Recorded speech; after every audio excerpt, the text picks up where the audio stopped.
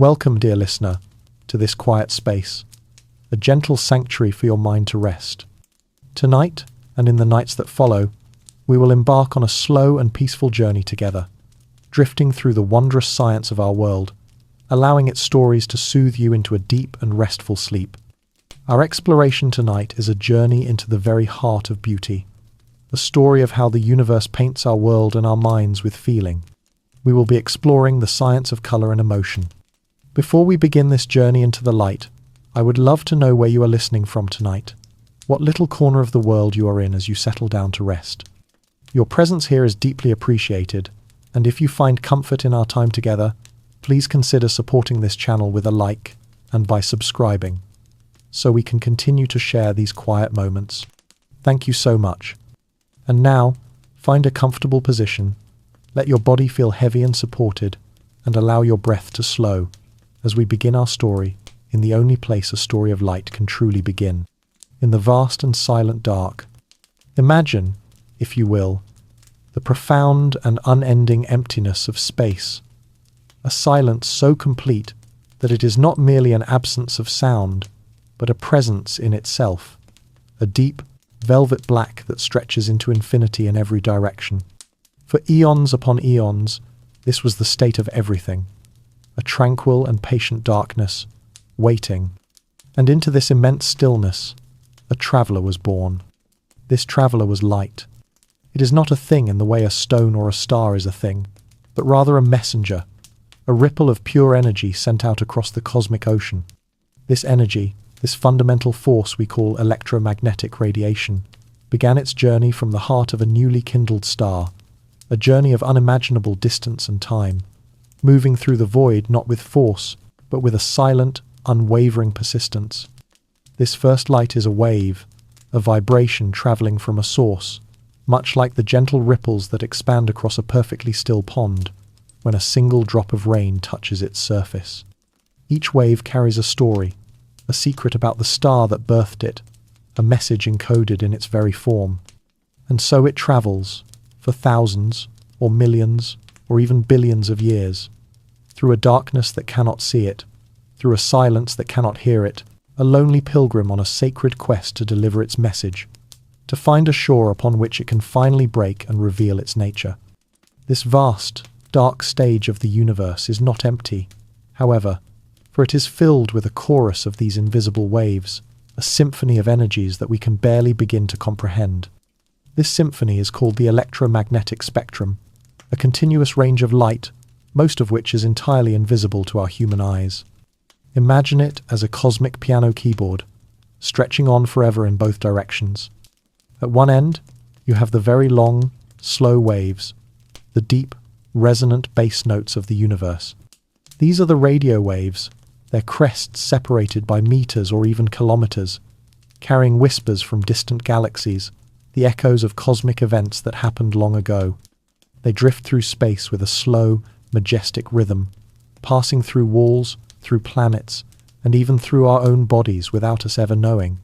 Beside them are the microwaves, slightly more energetic, the waves we have learned to use to communicate across the globe and to warm our food, a testament to our ability to harness one of the universe's invisible voices.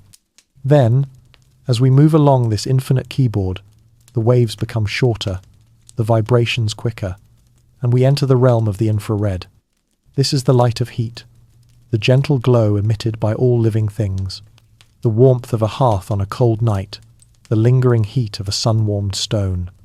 It is a colour our skin can feel but our eyes cannot see, a hidden world of thermal landscapes where a warm-blooded creature would glow like a lantern in the surrounding cool darkness. And it is only after this long journey through the unseen that we arrive at a tiny, impossibly narrow sliver of the keyboard, a single, luminous octave that our bodies have evolved to perceive. This is the band of visible light. This is our window onto the universe, a keyhole through which all the perceived beauty of our world pours. It is a fantastically small portion of the entire spectrum, a privileged glimpse that evolution has granted us. Within this slender window lies every colour we have ever known, every hue we have ever named. Here, the waves are measured in nanometers, billionths of a metre, a scale so small it defies our everyday imagination. The longest of these visible waves, the ones that border the realm of infrared, we perceive as the color red. It is the lowest, slowest note in our visible symphony, a color of embers and sunsets. As the waves become progressively shorter and their energy increases, their frequency, the number of vibrations per second, quickens. We move from the deep resonance of red into the vibrant pulse of orange, then the bright, balanced hum of yellow, and onto the lush, life-affirming frequency of green, the very color of our planet's living breath. The waves continue to shorten, vibrating faster and faster, and we perceive the serene expanse of blue, the color of the sky and the deep ocean, followed by the rich and mysterious tones of indigo, and finally, at the very edge of our perception, the highest and fastest frequency our eyes can register, violet. This beautiful, shimmering cascade of color, from red to violet, is the entirety of our visual world, a gift from this tiny sliver of reality. Just beyond the violet lies the unseen world of the ultraviolet, a high-energy light that can burn our skin, yet also guides a bee to the nectar within a flower, revealing patterns and pathways that are completely hidden from our view. The nature of these waves, their length, and their frequency is not just a matter of physics. It is the very foundation of how we experience the world, the first step in the great translation of universal energy into personal feeling. The wavelength, the distance between the crest of one wave and the next, determines the color we perceive. Red light has a long, languid wavelength of around 700 nanometers, while violet light has a much shorter, more energetic wavelength of about 400 nanometers. This is intrinsically linked to its frequency. Because all light travels at the same incredible speed, the constant speed of light, a wave with a longer, more stretched out form, will pass a given point less frequently than a wave with a shorter, more compressed form. The long, slow waves of red light vibrate about 430 trillion times per second, a number so vast it feels abstract. Yet this is the slow, deep rhythm that our eyes translate into the feeling of warmth, of passion, of a setting sun. In contrast, the short, quick waves of violet light vibrate at around 750 trillion times per second, a frantic, high-energy pulse that we perceive as cool, as mystical, as the edge of the visible world. And so, this ancient light, this traveller from a distant star, is not just a wave, but a finely tuned messenger, carrying within its very rhythm the potential for all the colours we know, a silent promise of beauty that has crossed the void. And now, after its long and solitary pilgrimage through the dark, it arrives at its destination, not a rocky shore or a distant planet, but something far more intricate, far more alive. It arrives at the threshold of a human eye, ready to finally tell its story. And at the end of this vast, silent journey, this cosmic messenger finds its destination, a living gateway where the universe's light is invited to touch the world of consciousness.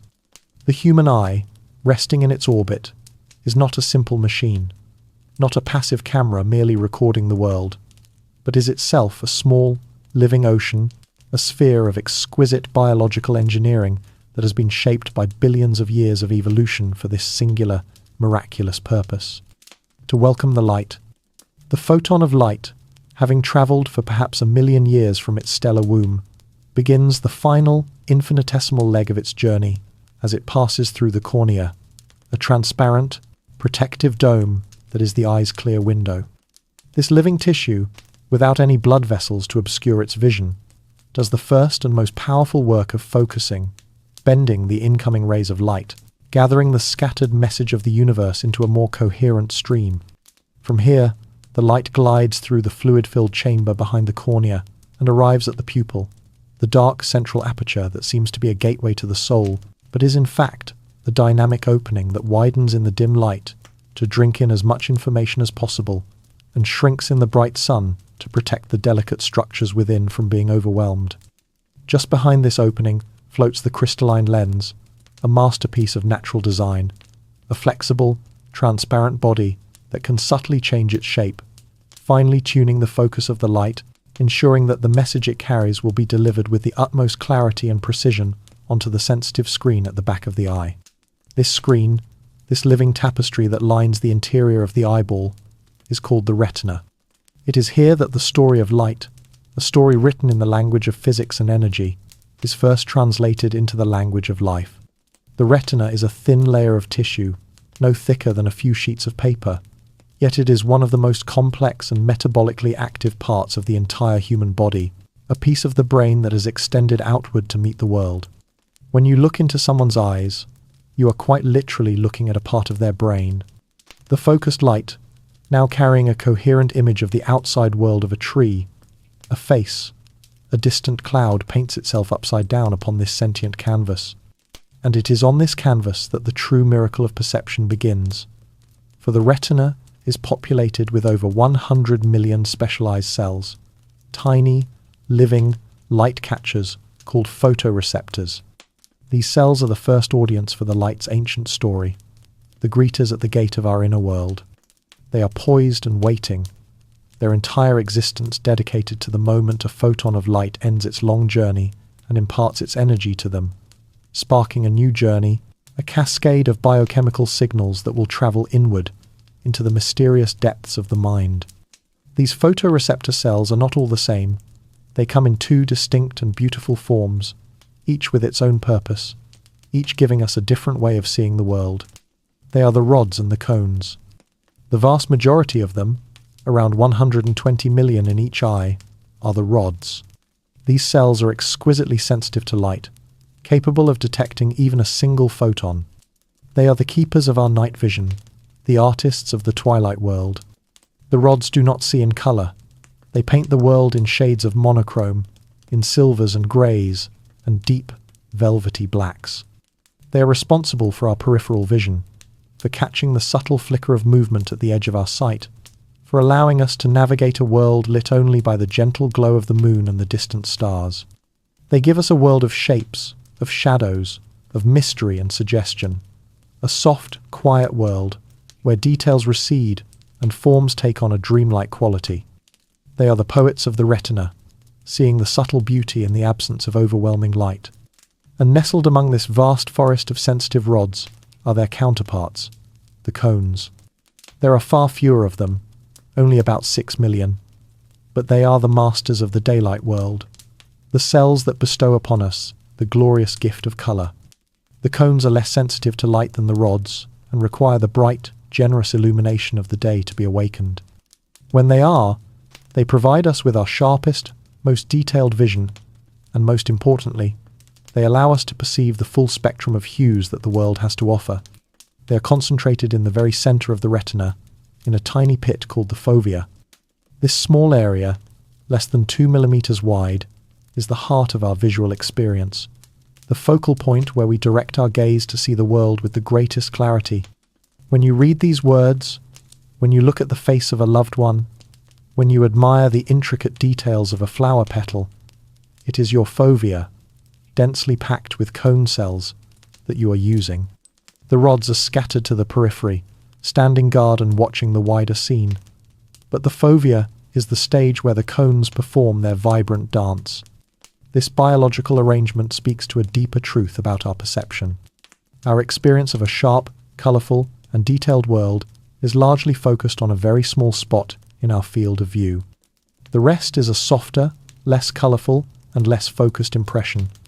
Yet our brain seamlessly stitches it all together, creating the illusion of a uniformly clear and vivid reality. And so the light, having been gathered by the cornea and focused by the lens, finally makes its impact upon these two different populations of cells. In the dim light of dusk, the rods collect its faint whispers, telling a monochrome story of the world. But in the bright light of day, the cones receive its full, vibrant song. And it is here, within these tiny, colour-sensitive cells, that the first notes of a chromatic symphony are finally played, ready to be sent deeper into the mind for composition. Within these tiny, sun-loving cells, the cones, the silent, objective message of light, is finally given the potential for all the colour we know, for it is here that the foundation of our entire perceived world is laid. And what is remarkable, what speaks to the profound elegance of nature's design, is that this foundation is built not upon an infinite complexity, but upon a simple and beautiful trinity. Our eyes do not contain a unique receptor for every conceivable hue, not a sensor for turquoise, and another for magenta, and another for gold. Instead, evolution has found a far more graceful solution. It has gifted us with just 3 different types of cone cells, and from the gentle interplay of these 3 channels, our brain constructs every single color we have ever seen or imagined. It is a principle we see echoed in our own creative endeavors. A musician can weave a symphony of breathtaking emotional depth from a handful of notes arranged in countless combinations, and a painter can conjure an entire world onto a canvas using just 3 primary colors. Nature, it seems, arrived at this wisdom first, creating the infinite palette of human vision from a simple trinity of perception, a testament to the power of creating complexity from an elegant and simple core. The entire, vibrant tapestry of our visual world is woven from just 3 elemental threads. Each of these 3 types of cone cells is a specialist, a finely tuned biological sensor, designed to be most sensitive to a particular region of the visible light spectrum. They do not work like on-off switches, responding only to a single wavelength, but rather they respond to a broad range of light, each having a particular frequency at which it becomes most excited. There is a class of cones that is most responsive to long wavelength light, the gentle, low-energy waves that we perceive as the colors red, orange, and yellow. These are the keepers of warmth, the cells that sing most loudly in the presence of a sunset, a ripe apple, or a glowing ember. Then there are the medium wavelength cones, which are most attuned to the middle of the spectrum, the realm of yellows and, most especially, greens. These are the cones of the living world, resonating with the color of new leaves, of lush meadows, and sun-dappled forests, the very hue that signifies life and growth on our planet. And finally, there are the short wavelength cones, the ones that are most stimulated by the high-energy, fast-vibrating light at the other end of the spectrum. These cones are the mystics, responding to the blues and violets, the colors of the deep ocean, the twilight sky, and the distant, hazy mountains. They are the rarest of the 3 cone types, yet they provide a sense of depth, of peace, and of boundless expanse to our world. And so, when a beam of sunlight, containing the full spectrum of colors, illuminates a scene, it is the job of the brain to interpret the symphony of signals it receives from these 3 types of cones. The perception of a specific color is not the result of one cone type working alone, but is the result of the brain comparing the relative strength of the signals from all 3 at once. This is the magic of additive color mixing. If light from the long wavelength end of the spectrum enters the eye, the red cones respond most vigorously, the green cones a little, and the blue cones hardly at all. The brain sees this ratio of signals, and from it, constructs the sensation of red. But if light from the middle of the spectrum, which we would call yellow, enters the eye, something beautiful happens. There is no yellow cone. Instead, both the red and the green cones are strongly stimulated, and the brain, on receiving these 2 powerful signals simultaneously, creates a new and distinct sensation, the brilliant and joyful experience of yellow.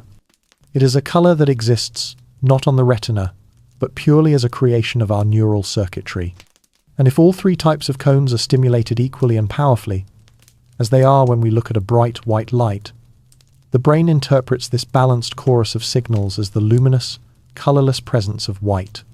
In this way, color is not something that passively exists in the world, but is an active, ongoing creation, a story woven together in the silent, dark loom of the mind, from the 3 threads of red, green, and blue light. This delicate, comparative process also helps us to understand what it means to see the world differently. For some people, one of the 3 types of cone cells may be less sensitive, or perhaps absent altogether. This is often called color blindness, but it is perhaps more accurately described as a different kind of color vision. If, for example, the green cones are not functioning correctly, the brain loses one of its 3 primary threads of information. It can no longer distinguish between colors based on the comparison between red and green signals. Hues that are trichromat, a person with all 3 cone types sees as distinctly different, such as red and green, might appear as similar, muted shades of brown or yellow. The world is painted from a different palette, a more limited but no less real version of reality. It is a profound and humbling reminder that the world we perceive as so vivid and absolute is, in fact, a subjective experience, a personal masterpiece painted by our own unique biological hardware. We walk through a world we assume everyone sees in the same way, yet a friend beside us might be experiencing a reality built from a different set of primary colors. And so, these three streams of information, the foundational hues of our entire visual universe, having been generated by the cones in the retina, are now converted into electrical impulses, a final translation from the language of light into the language of the nervous system. These signals then begin their journey inward, flowing like three luminous rivers along the bundled pathway of the optic nerve, destined for the visual cortex deep within the brain, where they will finally be woven into the seamless, coherent tapestry of sight. And as these three elemental threads of red, green, and blue journey inward toward the loom of the mind, a question arises from the world they have left behind. We now understand that our perception of color is a story told by our brains, a symphony played on three notes. But why does a rose appear red in the first place, and a leaf appear green? Why do objects in the world send these specific ratios of light to our eyes? The answer lies not in the light that objects create, but in the light that they choose to refuse. The color of an object is a silent song of subtraction, a story told by the light that is left over. Every object in our world is composed of molecules, and certain molecules, known as pigments, have a very special property. They are shaped in such a way that they can absorb the energy of very specific wavelengths of light.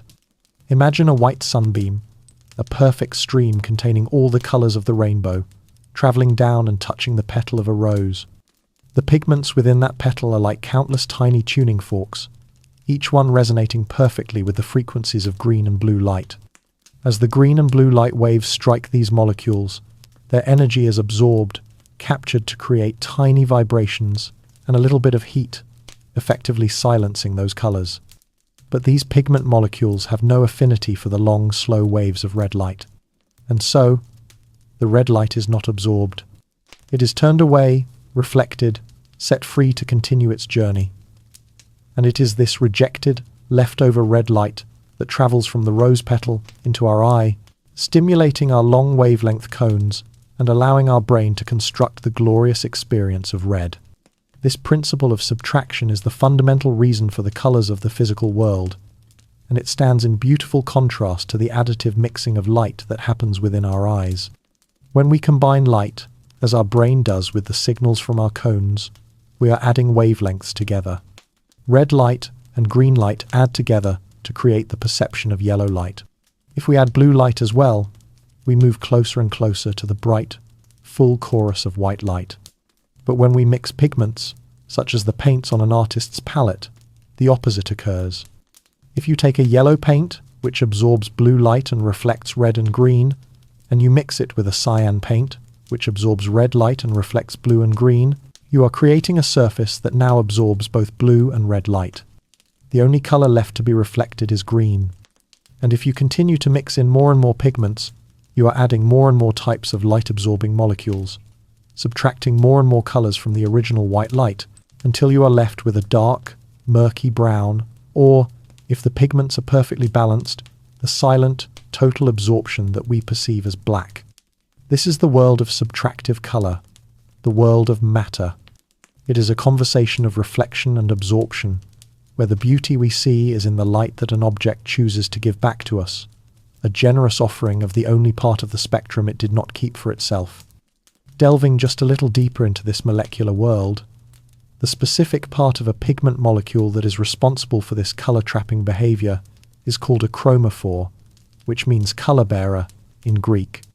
It is the heart of the pigment's identity, a special arrangement of atoms where electrons are held in such a way that they can be excited by the energy of a photon of visible light.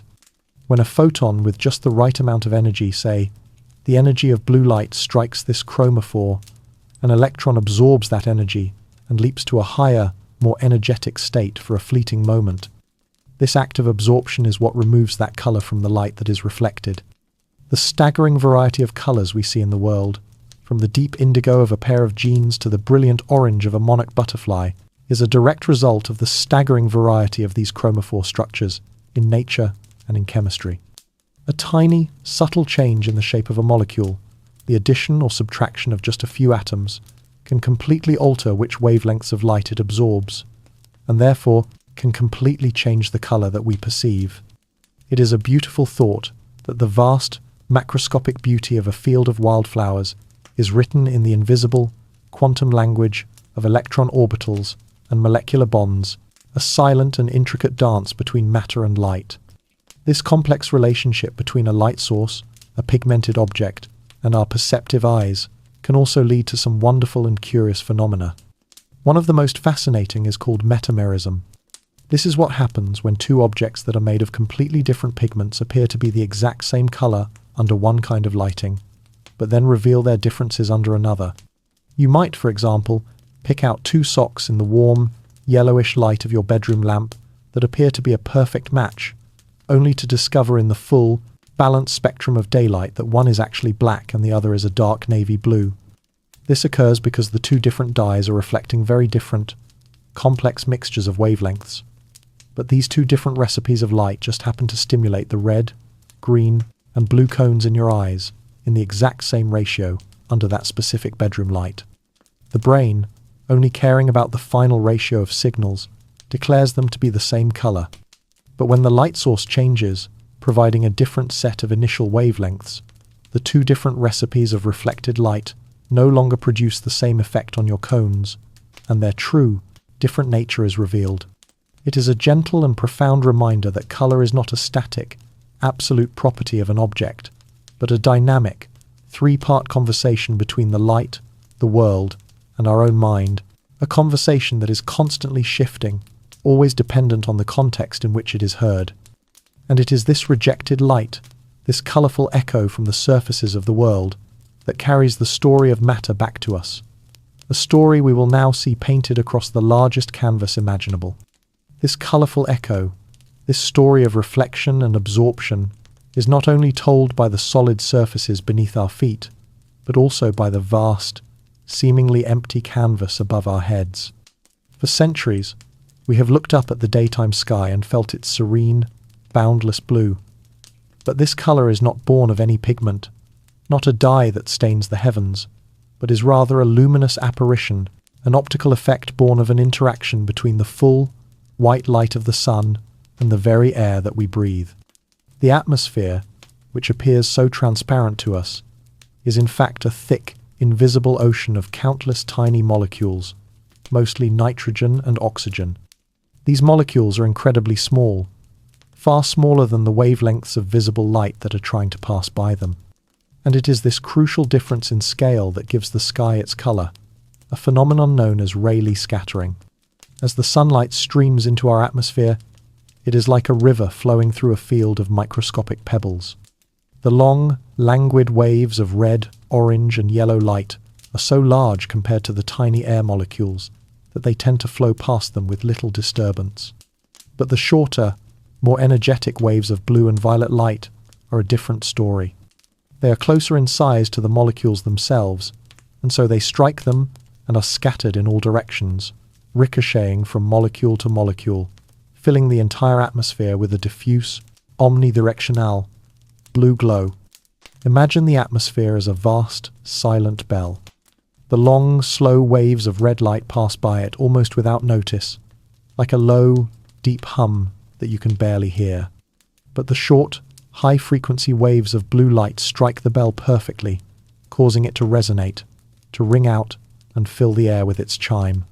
When you look up at any point in the daytime sky, other than the sun itself, the light that is entering your eye is this scattered light, this blue chime that has been redirected toward you from all corners of the heavens. It is the reason the sky itself appears to be a source of light, and the reason that shadows on a sunny day are not pitch black, but are instead filled with the soft, cool illumination of this scattered blue. This leads to a beautiful and subtle question.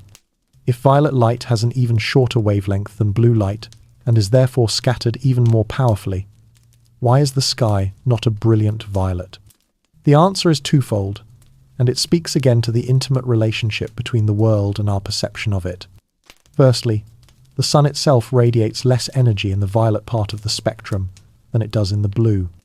But more importantly, our eyes, the product of our own evolutionary journey, are simply not as sensitive to violet light as they are to blue.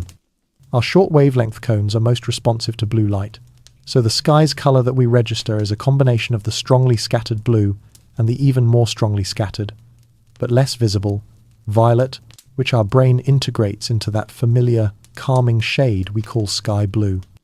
This same gentle principle of scattering also paints the breathtaking canvases of sunrise and sunset. As the sun sinks lower toward the horizon, its light no longer takes a direct, steep path through the atmosphere to reach our eyes, but must instead travel a much longer, glancing path through the densest part of the air. This extended journey means the light encounters far more air molecules along the way, giving them much more opportunity to scatter the short wavelength light. All of the blues and most of the greens are scattered away from our direct line of sight, redirected out into the wider sky, leaving only the most resilient, longest wavelengths to complete the journey to our eyes. It is an act of atmospheric filtration on a planetary scale. The light that finally arrives is what remains, the triumphant survivor of a long and arduous trek, the rich, warm, and gentle light of the reds, the oranges, and the golden yellows. And this light, in turn, illuminates the clouds and haze hanging low in the atmosphere from underneath, setting them ablaze with fiery colour. The very same process that gives us the cool, intellectual blue of the midday sky, a colour we associate with clarity and calm, also gives us the passionate, emotional, and deeply moving crimson of a day's end, a colour of endings, of rest, and of peaceful closure. This scattering and absorption of light also tells the story of the colour of water. While the beautiful blue of a shallow lagoon on a clear day is largely a reflection of the sky above it, a deep, vast body of water, like an ocean or a great lake, has its own intrinsic colour. Water molecules have a natural, albeit very slight, tendency to absorb light at the red end of the spectrum. When sunlight penetrates deep into a column of clear water, the reds, oranges, and yellows are gradually absorbed over many meters. The blue and green light, however, is less readily absorbed and is therefore able to penetrate deeper, to be scattered by any suspended particles, and to be reflected back to our eyes.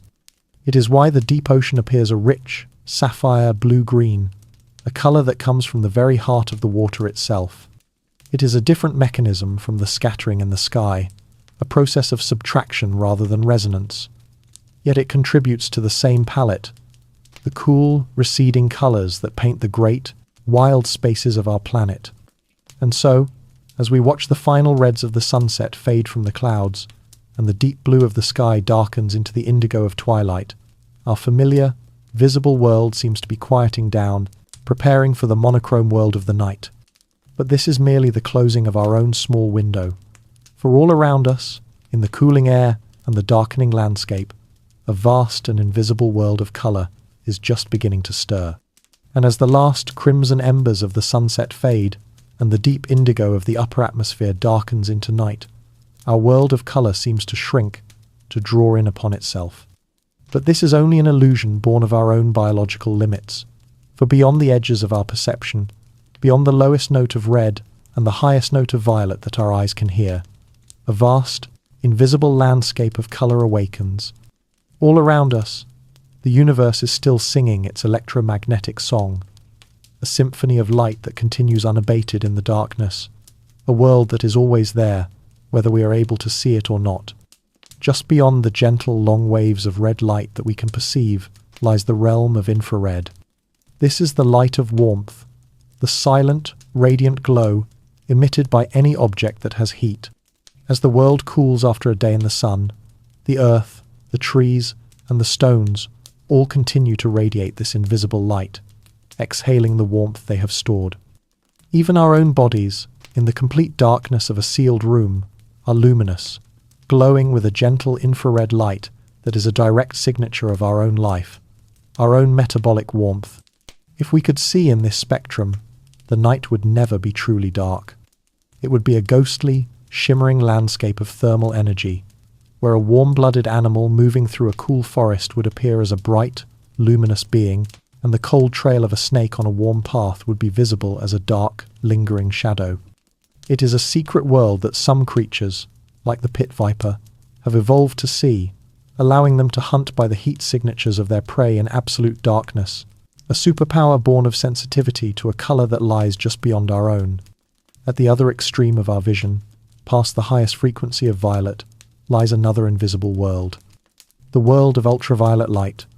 This is a high-energy, powerful light, so energetic, in fact, that it can damage our cells, causing sunburn. It is a light we rightly shield ourselves from. Yet for a vast number of other species, it is a vital and beautiful part of their reality. Many insects, such as bees, can see into the ultraviolet spectrum, and for them, it unlocks a layer of reality that is completely hidden from us. A flower that appears to us as a simple, uniform yellow might, to a bee, possess an intricate and brilliantly patterned ultraviolet bullseye, a series of lines and dots that act as nectar guides, a luminous runway pointing directly to the flower's sweet reward. The world of plants, for these creatures, is a world of secret signs and glowing advertisements, a vibrant and complex conversation that we are not invited to. This ultraviolet vision is not limited to insects. Many birds can see in this spectrum as well. The plumage of a bird that seems lovely to us might be breathtakingly spectacular to another bird, with hidden patterns and an intensity of color that we can only guess at. Colors that signal health, vitality, and suitability as a mate. The existence of these unseen worlds is a profound and humbling lesson in the nature of reality. It reminds us that what we perceive with our senses is not the entirety of what is real, but is simply our own species' unique and limited slice of it. We live our lives within the cozy, familiar walls of our visible spectrum, but we are surrounded by an infinite, unseen mansion. The mantis shrimp, a small crustacean living in tropical waters, offers perhaps the most staggering example of this truth. Where we have 3 types of color-receptive cone cells, the mantis shrimp has 16. It can not only see into the infrared and ultraviolet, but it can also perceive the polarization of light, a property of light waves that is completely invisible to us.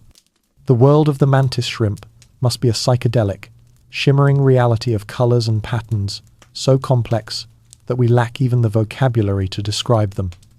A sensory experience that is truly alien to our own. It gently reminds us that our human reality is not the final word, but just one beautiful interpretation among countless others, each species tuned to the frequencies it needs to survive and thrive, each experiencing its own unique, tailor-made universe. And sometimes, in the most magical of ways, these hidden worlds of light choose to reveal themselves to us through the phenomenon of fluorescence.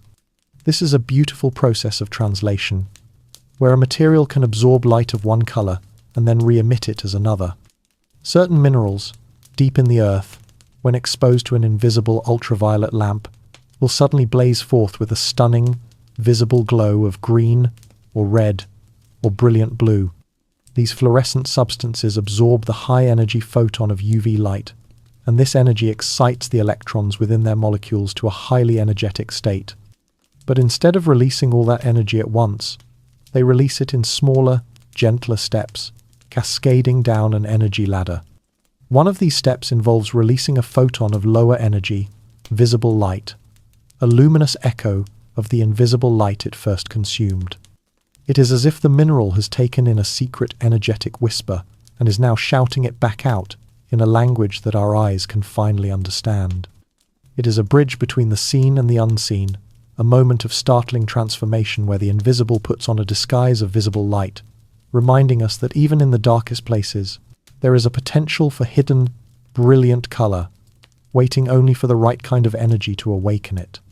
And now, having glimpsed the vast, invisible landscapes that lie just outside our window, we can return to our own familiar world of visible light with a new sense of wonder, to explore how life itself has learned to create its own vibrant pigments, painting its story directly onto the canvas of our shared perception.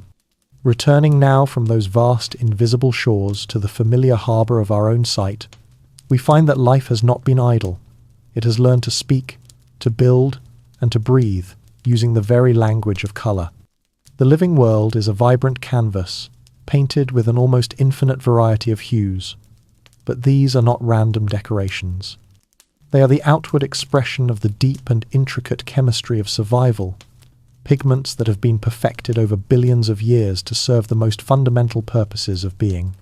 Perhaps the most abundant and important of all these living colors is the one we associate most with our planet itself, the deep and reassuring color of green.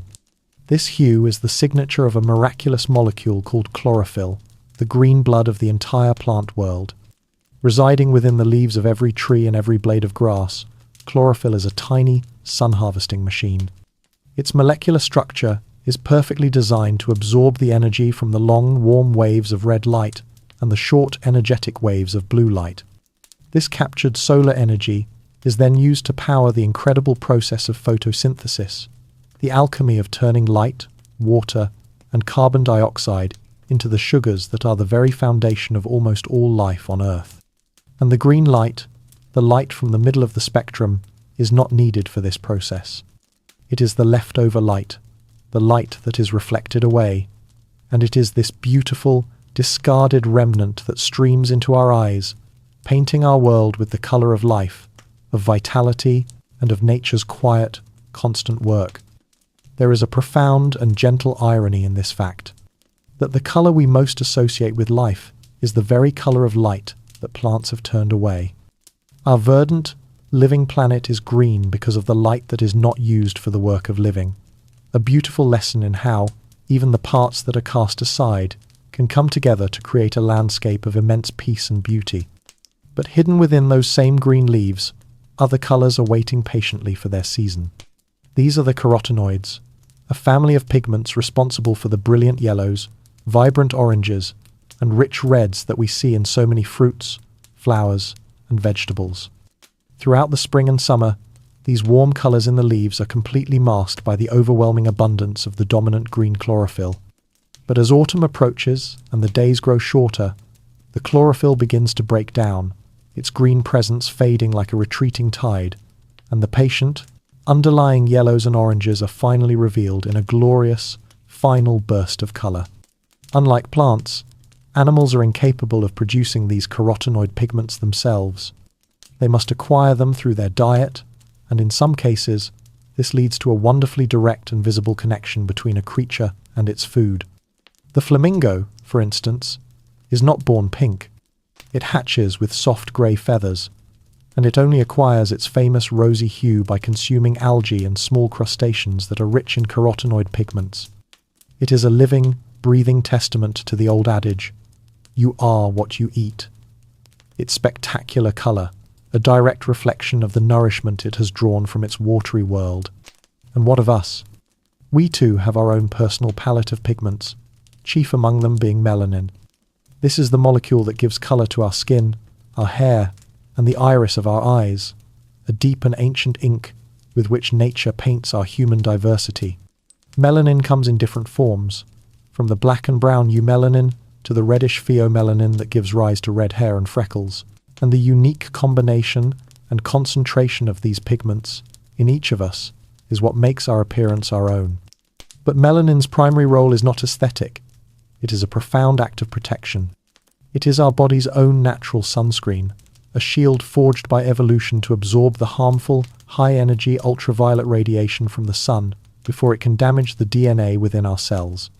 The amount of melanin in a person's skin is a beautiful and living record of their deep ancestral past, a story of the relationship their ancestors had with the sun.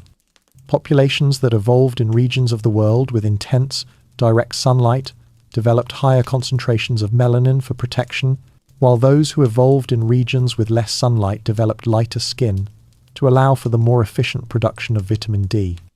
It is a map of the human journey written in our very biology, a silent reminder that we are all shaped by the light and the lands that first nurtured us. Even the colour of the life force flowing within us is a story told by a pigment. The rich, vital red of our blood comes from a remarkable molecule called hemoglobin. At the heart of each hemoglobin molecule is an atom of iron, and it is this iron that has the special ability to bind with oxygen in our lungs, carrying it throughout our bodies to every living cell. When hemoglobin is loaded with oxygen, the way the iron atom is held within the molecule causes it to reflect red light, giving arterial blood its bright scarlet color. After it has delivered its life-giving cargo and is on its way back to the lungs, its shape changes slightly, and its color deepens to a darker, more somber crimson. This is not the only way, however, that nature has solved the problem of transporting oxygen. The horseshoe crab, an ancient creature of the sea, has blood that is not red, but a ghostly, ethereal blue. Its blood uses a different molecule called hemocyanin, which contains a copper atom instead of an iron atom at its core. When this molecule binds with oxygen, the copper imparts a distinct blue color to the fluid. It is a beautiful example of convergent evolution, of life arriving at two different, yet equally effective, chemical solutions to the same fundamental challenge. And so we see that these colors of life are not mere decoration. They are the very color of function, the hue of protection, of energy, and of breath itself. But for all of its chemical ingenuity, nature sometimes chooses to create color in an entirely different way, not from the substance of chemistry, but from the pure, ethereal physics of form. For all the wondrous chemistry of these living pigments, these molecular dyes that life has perfected, there exists another kind of color in the natural world, a color that is more ethereal, more illusory, a ghost of light born not from substance, but from structure alone. This is the realm of structural color, a phenomenon that creates some of the most brilliant and intense hues we have ever seen, not by absorbing certain wavelengths of light, but by using microscopic, precisely shaped surfaces to manipulate the very path that light waves travel. If a pigment is like a coat of paint applied to a surface, a stable and reliable substance that gives it color, then structural color is like a perfectly sculpted prism, a color that emerges from the very geometry of the object itself. It is a borrowed beauty, a color that often shimmers, changes with the angle of your view, and seems to be made of light itself, because in a very real sense, it is a trick of the light, an illusion engineered with a precision so fine that it borders on the magical, a testament to nature as the ultimate architect and physicist. Perhaps the most familiar and gentle introduction to this world is the sight of a simple soap bubble. As it drifts lazily through the air, its surface comes alive with a swirling, hypnotic rainbow of colors, a silent, liquid light show. There is no pigment in the soap film, which is itself transparent. The colors we see are born from a principle called thin film interference. The wall of a soap bubble is an incredibly thin layer of soapy water, and when light strikes it, some of the light reflects off the outer surface of the film, while some passes through and reflects off the inner surface. These two reflected light waves then travel back towards our eye, and because one has traveled a slightly longer path than the other, they can interfere with one another. In some places, where the crest of one wave meets the trough of another, they cancel each other out, and that color is extinguished. In other places, where their crests align, they reinforce each other, making that color appear bright and vivid. The specific color that is amplified depends entirely on the exact thickness of the soap film at that point, which is why the colors seem to swim and shift as the bubble's wall thins and moves. The same ethereal principle paints the rainbow sheen of an oil slick on a puddle, a transient, accidental beauty born from the precise physics of interacting light waves. Nature takes this principle of interference and elevates it from the accidental to the intentional, from the ephemeral to the engineered. Instead of a single, shifting film, it can use many precisely stacked layers to create a stable and brilliant iridescence. The dazzling, jewel-like colors on the throat of a hummingbird or the feathers of a peacock are often created in this way. The feathers' barbules contain microscopic layers of air and keratin, the same protein that makes up our hair and nails.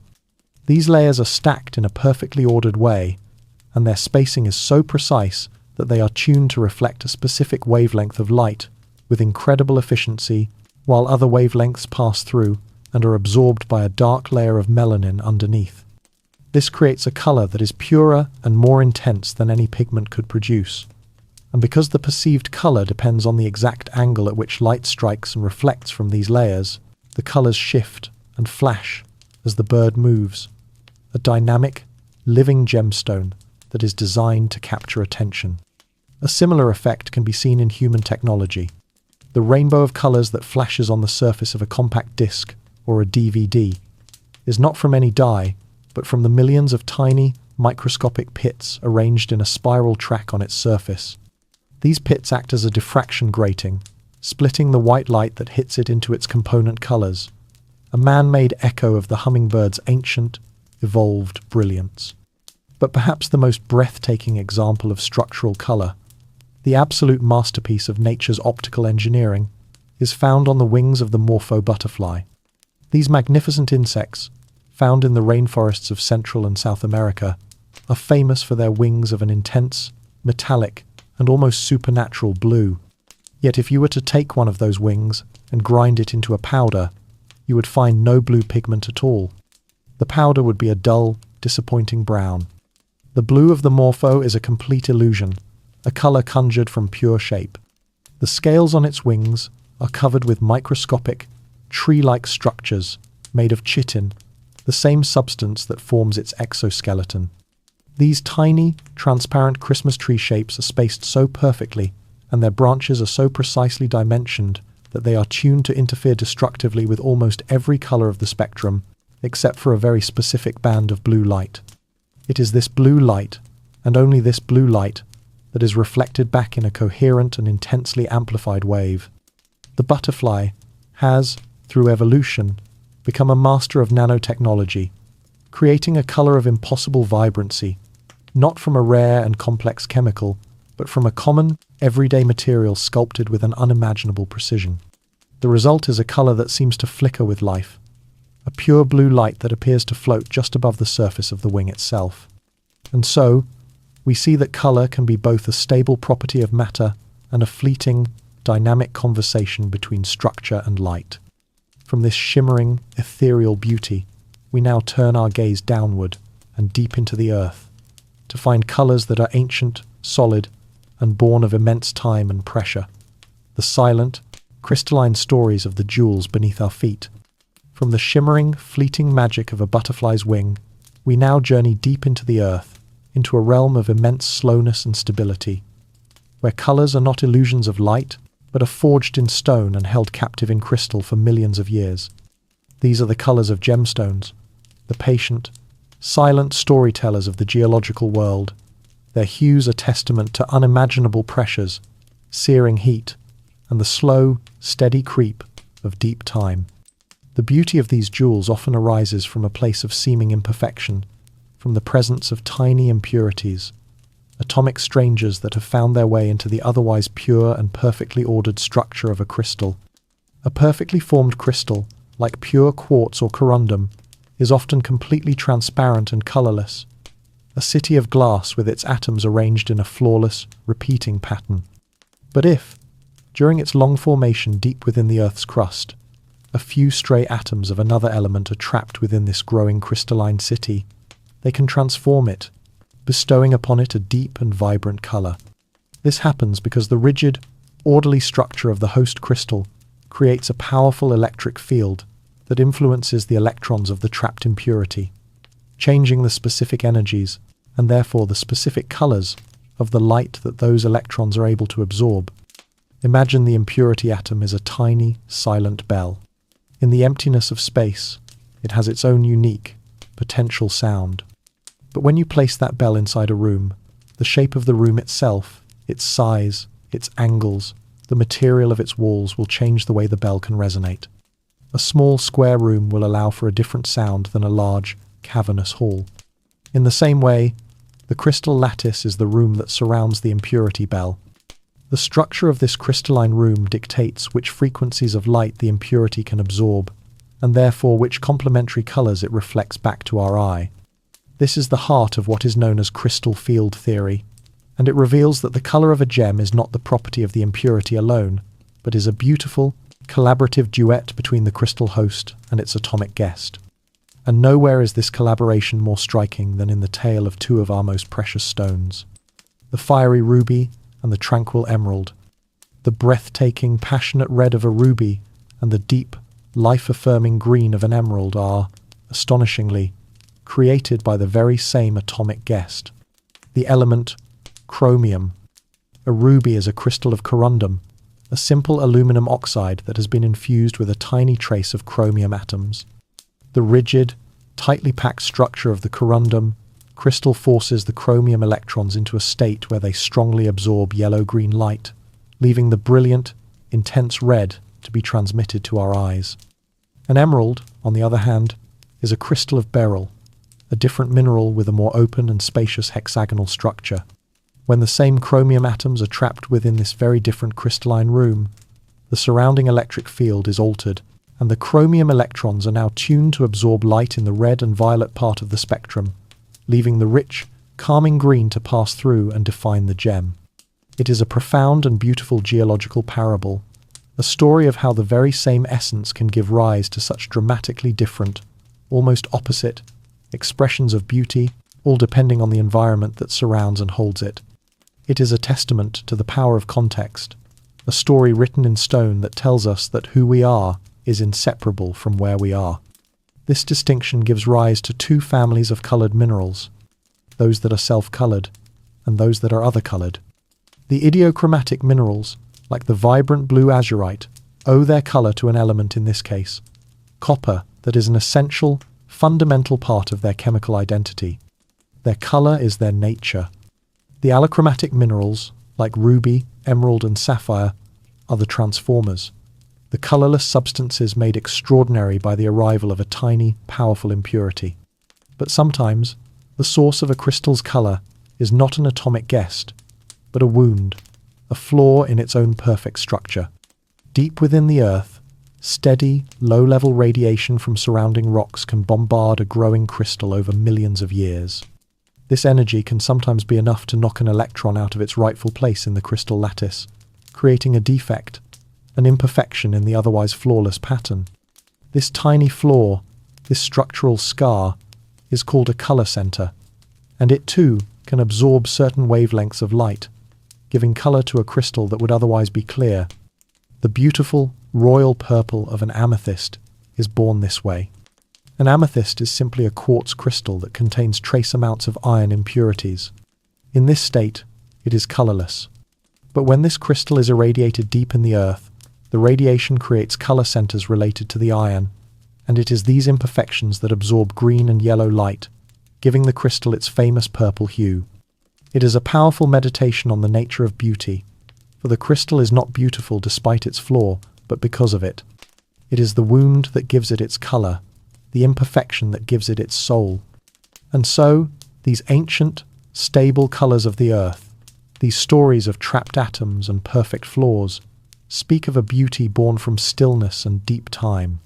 From this silent, crystalline world, we now rise up to meet a much more immediate and primal source of color, a color born not of quiet absorption, but of raw, untamed energy, the living, breathing color of fire.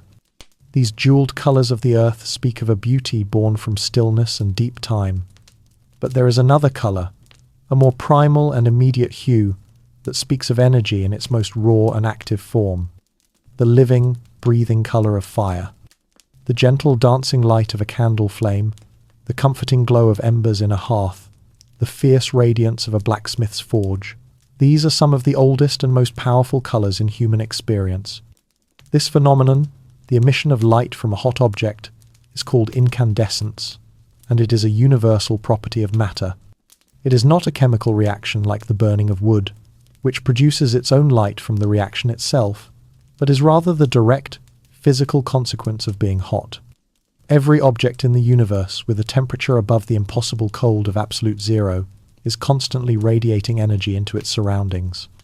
At room temperature, this radiation is far out in the invisible infrared spectrum, the gentle heat light we cannot see.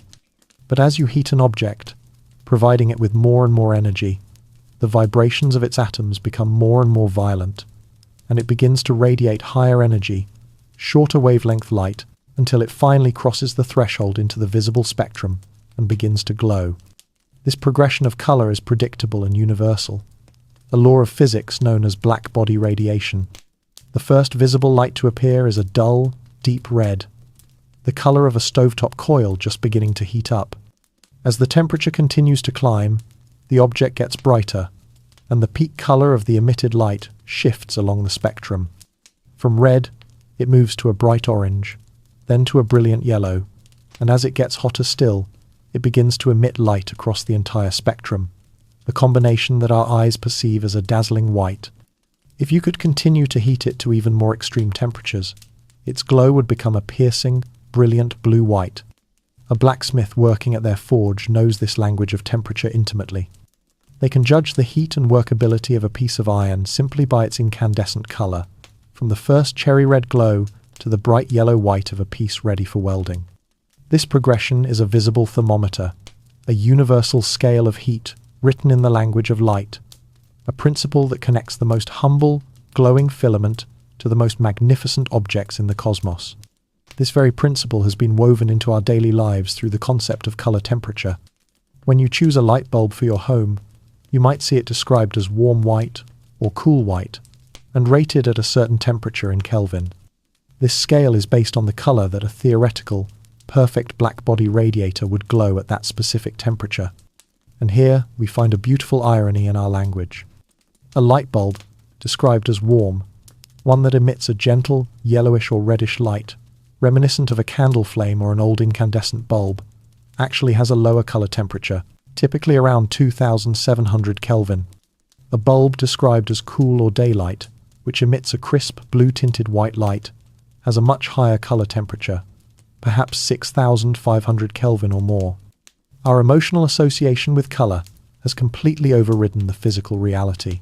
We call the physically cooler, reddish light warm because it reminds us of the primal comfort of fire.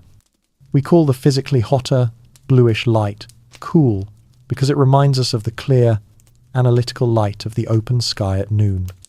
It is a wonderful example of how our deep, psychological and emotional connection to color shapes the very language we use to describe the physical world, a testament to the fact that we experience the world not just as physicists, but as poets. And this single, elegant principle, which explains the glow of a toaster filament and the color of a light bulb, expands outward to the grandest possible scale. It is the very tool that allows astronomers to take the temperature of the stars. When we look up at the night sky, it can seem like a collection of similar, distant white points of light. But if you look closely, especially with binoculars or a small telescope, you will see that the stars glitter with a beautiful and subtle variety of colors. There are reddish stars like Betelgeuse and Antares, yellowish stars like our own Sun and Capella, and brilliant blue-white stars like Rigel and Sirius. Just like the blacksmith's piece of iron, the color of a star is a direct indicator of its surface temperature. The cool red giants have surface temperatures of only a few thousand degrees, while our Sun is a middling 5800 Kelvin. The dazzling blue supergiants, by contrast, are celestial blast furnaces, with surface temperatures soaring to tens of thousands of degrees. It is a moment of profound and humbling connection, the realization that the same fundamental law of physics governs the color of an ember in your fireplace and the color of a star burning a million light-years away. In this way, the vast and impersonal universe becomes intimate. By simply observing its color, we can understand the story of a star's fire, a story written in a language that is both cosmic and deeply familiar. And as we gaze up at this celestial campfire, we see that these stellar hues tell us not only of heat, but that encoded within their light, in the subtle bands and shadows of their spectrum, are even deeper secrets of their very essence, waiting to be read. This cosmic campfire, with its glittering spectrum of stellar temperatures, sends us more than just the story of its heat. For encoded within that ancient starlight, woven into its very fabric, is a hidden message, a celestial autobiography that tells us what these stars are made of, and how they move through the grand, silent ocean of space. The light from a distant star, though it may appear to us as a simple, singular point, is in fact a rich and detailed letter, a message that has travelled for thousands or even millions of years to reach us. And astronomers have learned how to open this letter and read its contents through the science of spectroscopy. By passing the starlight through an instrument called a spectroscope, which acts like a very precise prism, they can stretch that single point of light out into its full range of constituent colors, a beautiful, shimmering band known as a spectrum. This act of unfolding the light reveals the secrets that have been hidden within its white glare, allowing us to read the story of a star's very soul. When astronomers first looked at the spectrum of our sun, they expected to see a perfect, continuous rainbow, a smooth and unbroken transition from red to violet. But what they found instead was that this rainbow was mysteriously interrupted by thousands of thin, dark lines, as if someone had taken a fine-tipped pen and drawn sharp shadows across the colors. These dark lines, known as absorption lines, are the very heart of how we understand the cosmos. It was discovered that every chemical element, when it is in a gaseous state and light is passed through it, will absorb that light at a very specific and unique set of wavelengths. An atom of hydrogen will only absorb light of certain frequencies. An atom of iron will absorb a completely different set, and so on for every element in the periodic table. These absorption lines are an unchangeable, universal fingerprint. The dark lines in the sun's spectrum are the shadows cast by the elements in its own hot, gaseous atmosphere. As the bright light from the sun's core shines out through this atmosphere, the hydrogen atoms absorb their specific colors, the helium atoms absorb theirs, and the sodium atoms absorb theirs, plucking their unique frequencies out of the light before it continues its journey to us. By matching the precise pattern of dark lines in a star's spectrum to the known elemental fingerprints that we have measured in laboratories here on Earth, we can know with absolute certainty what that star is made of. It is a moment of the most profound connection imaginable. We can look at a star so distant that its light takes longer than all of human history to reach us, and we can say with confidence that it is forged from the very same hydrogen, the same helium, the same carbon and oxygen and iron that make up our planet, our bodies, and the very air we breathe. It is the ultimate confirmation that we are not separate from the cosmos, but are an intimate and integral part of it. We are, in the most literal sense, the children of the stars, built from the ashes of ancient, long-dead suns that forged these heavy elements in their fiery cores and then scattered them across the galaxy in their final, explosive moments. The story of the universe is not something that happens out there. Its chemical signature is written into our very bones, a truth revealed to us by the color of starlight. But the secrets within the light do not end with its composition. These spectral fingerprints also tell us the story of a star's motion through the beautiful and elegant principle of the Doppler effect. We are familiar with this effect in sound. An ambulance siren sounds higher in pitch as it races towards you, and then drops to a lower pitch as it speeds away. The same thing happens with light. If a star is moving away from us, the waves of light it emits are stretched out, making their wavelength longer. This causes its entire spectral fingerprint, all those dark lines, to be shifted slightly toward the red, long wavelength end of the spectrum. This is called a redshift. If a star is moving towards us, its light waves are compressed, becoming shorter, and its entire spectral pattern is shifted toward the blue, short wavelength end of the spectrum, a phenomenon called a blue shift. Color, in this way, becomes a cosmic speedometer. By measuring the precise degree of this shift, we can calculate the speed at which a star is moving towards or away from us with incredible accuracy, revealing the hidden, dynamic dance of the universe. And when we apply this tool to the grandest scales, looking at the light from other galaxies, we find the most astonishing truth of all. Almost every distant galaxy is redshifted, and the farther away a galaxy is, the greater its redshift. This is the evidence that our universe is not static, but is expanding. The light from these distant galaxies is not just being stretched by their motion through space, but by the very stretching of space-time itself as it expands. The deep red color of the most distant light in the universe is the fading echo of the Big Bang, the visible proof of our own cosmic origin story. And so, this starlight, this ancient messenger, has carried its profound story across the expanding void, ready now to enter the most complex structure we know of, the place where physics finally becomes perception. And so, this starlight, this ancient messenger, having carried its profound story of creation and chemistry across the void, finally completes its journey, not just at our eye, but in the silent, mysterious chambers of the human brain, the place where light is transformed into sight, and where physics gives way to the magic of perception. For seeing is not a passive act of receiving information, like film being exposed to light. The brain is not a recorder, it is an artist. It takes the raw, chaotic stream of data from the eyes, the millions of signals about wavelength and intensity, and it actively and ceaselessly interprets, edits, and constructs our reality. One of the most powerful ways it does this is through a phenomenon called color constancy. This is the remarkable and largely unconscious ability of our brain to perceive the color of a familiar object as being consistent and stable, even when the actual light it reflects changes dramatically. A ripe banana appears yellow to us in the bright blue-tinted light of midday. It appears yellow in the warm reddish glow of a sunset, and it still appears yellow under the strange, greenish hue of a fluorescent kitchen light.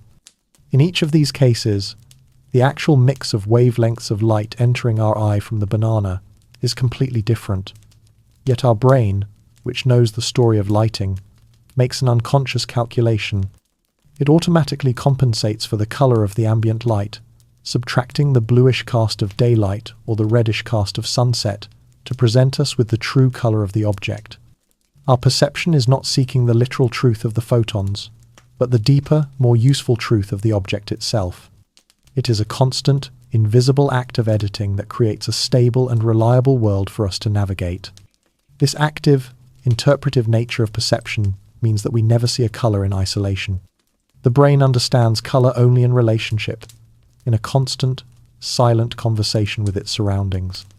This is the principle of simultaneous contrast, which demonstrates how the appearance of a color can be dramatically altered by the colors that border it. A simple square of grey will appear much lighter when it is placed on a dark black background than it does when placed on a bright white one.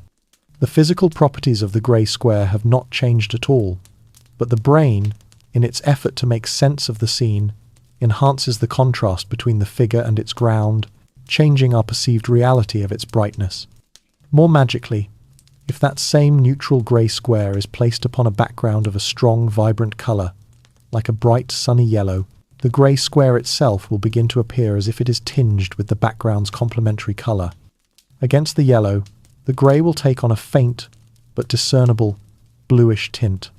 The brain is, in a sense, trying to subtract the yellow from the whole scene, and in doing so, it projects the anti-yellow blue onto the neutral area. This reveals a profound truth about our vision. Colour is contextual. Every hue we perceive is influenced, shaped, and given meaning by its neighbours. It is a beautiful metaphor for our own experience, a quiet reminder that nothing in this world is ever seen or ever exists entirely on its own. We can even feel the living, biological machinery of our perception at work through the gentle illusion of the afterimage. If you were to stare intently at a small, brightly coloured dot, let's imagine a vibrant green one for about 30 seconds, and then shift your gaze to a plain white surface, you would see a ghostly, floating dot of a different colour. In this case, you would see a dot of magenta. This is not magic, but a direct window into the workings of your retina. While you were staring at the green dot, the green sensitive cone cells in that one specific spot on your retina were firing continuously, becoming fatigued and temporarily less sensitive. When you then looked at the white surface, which reflects all colours, that tired patch of green cones could not respond as strongly as the fresh and rested red and blue cones surrounding it. The brain, receiving a signal from that spot that is now relatively weaker in green and stronger in red and blue, does what it always does. It adds the signals together, and the additive mixture of red light and blue light is the colour magenta. You are literally seeing the echo of your own sensory fatigue, the ghost of a colour created by the temporary silencing of a small part of your visual system. All of these principles are brain's quest for constancy, its reliance on context, and its physical, biological nature came together in a simple photograph of a dress that captivated the world in the year 2015. The photograph was taken in such ambiguous lighting that the brain had to make a guess about the context. Some people's brains made the unconscious assumption that the dress was being illuminated by a bright, bluish light. Their colour constancy system then went to work, subtracting that blue light from the image, and they perceived the dress as being white and gold. But other people's brains made the opposite assumption, that the dress was in a shadow. Their brains therefore added light to the image, and they perceived the dress as being its true colours of blue and black. Two groups of people looked at the exact same grid of pixels on a screen and saw two completely different realities, each one utterly convinced of their own perception. It was a gentle and powerful global lesson that our experience of the world is not a direct recording, but a personal creation. Our brain is a hidden artist, a silent storyteller, and we each have the privilege of living inside its own unique and beautiful masterpiece. And sometimes, in the enchanted loom of the mind where this masterpiece is woven, the threads of the senses themselves can become intertwined in the most extraordinary ways. Within this enchanted loom of the mind, where our reality is constantly woven, the threads of our senses, sight, sound, touch, taste, are normally kept distinct, each running in its own parallel channel. But for some, the loom is wired differently, and these threads can cross, bleed, and intertwine, creating a rare and beautiful tapestry of perception known as synesthesia. This is not a flight of poetic fancy or a learned association, but a genuine, involuntary, and deeply consistent neurological experience, where the stimulation of one sense automatically and effortlessly triggers an experience in another. It is as if the carefully built walls between the sensory rooms of the mind are, for some, more like soft, permeable curtains, allowing the scent of a rose to have a texture, or the sound of a violin to have a taste. And most commonly, it allows the abstract world of our symbols and sounds to be painted with the rich and vivid palette of colour. For the synesthete, the world is not just experienced, but is doubly experienced, a richer, more layered reality, where the senses are in constant, harmonious conversation with one another. The most common and well-studied form of this beautiful condition is called grapheme colour synesthesia, a crossing of the streams of language and sight. For a person with this experience, the letters of the alphabet and the digits from 0 to 9 are inherently and unchangeably coloured. This is not a memory or a conscious choice.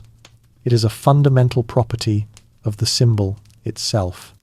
For them, the letter A may not just be associated with the colour red. It is red, with a specific, immutable shade of scarlet that has been the same for their entire life. The number 5 might be a brilliant, sun yellow, and the letter T, a deep, earthy brown. As they read a simple, black and white page of text, their inner world comes alive with a personal and vibrant colour show, a shimmering mosaic of hues that is unique to them.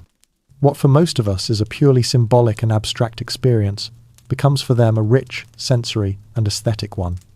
It is a profound reminder that even the most objective-seeming information, like the letters on a page, is ultimately filtered through the unique and personal wiring of a human mind, and that for some, this wiring creates a world of extraordinary and hidden beauty.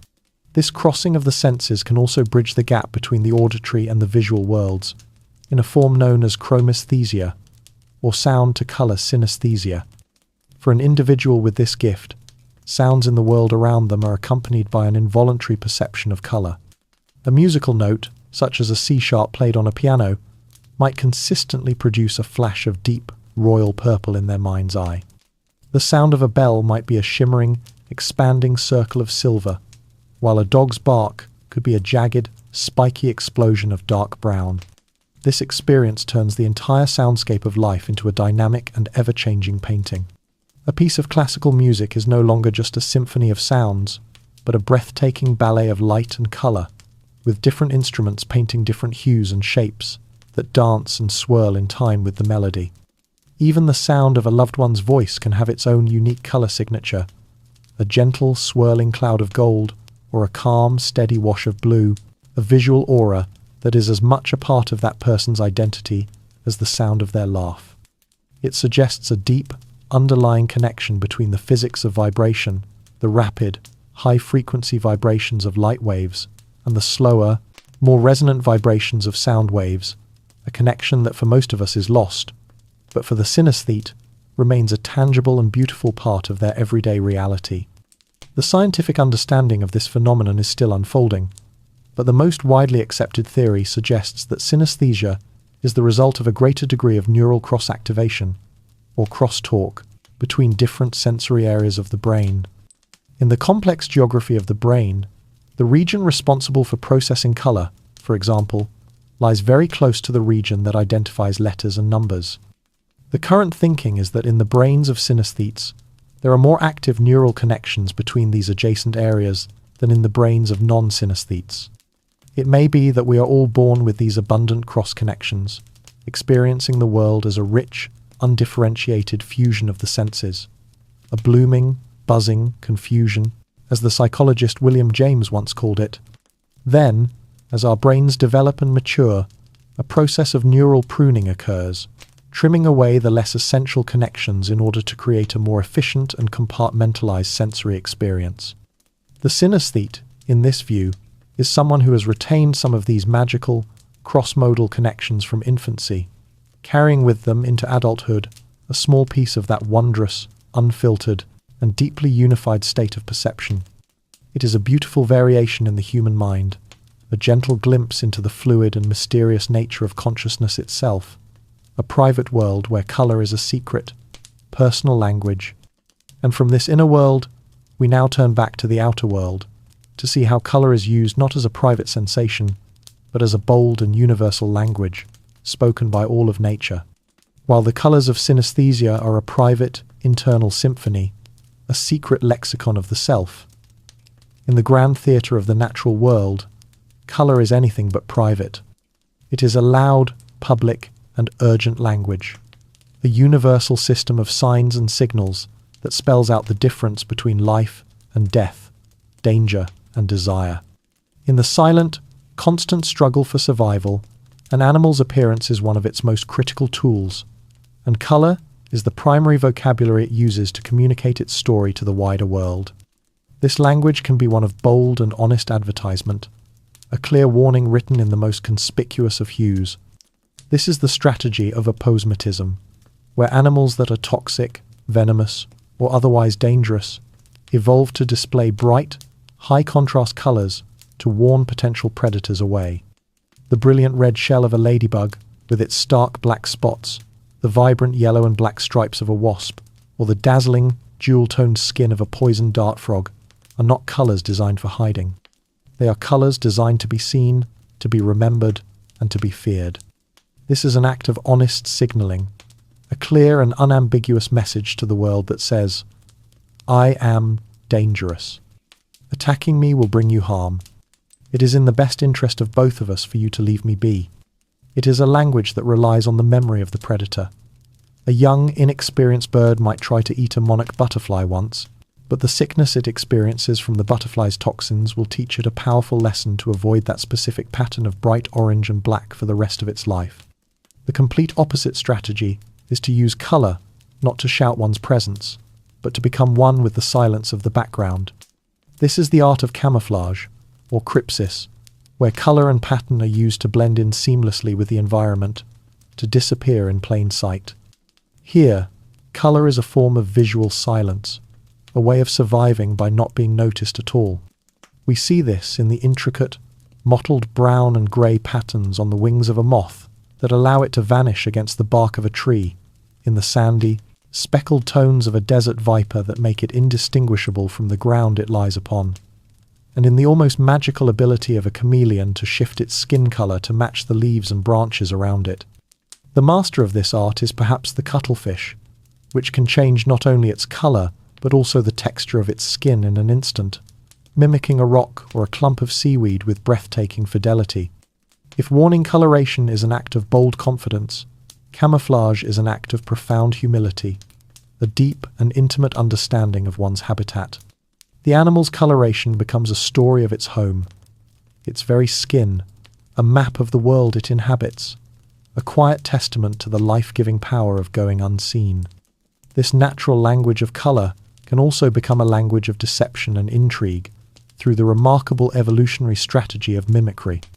Sometimes, a completely harmless species will evolve to adopt the warning colors of a dangerous one, a phenomenon known as Batesian mimicry.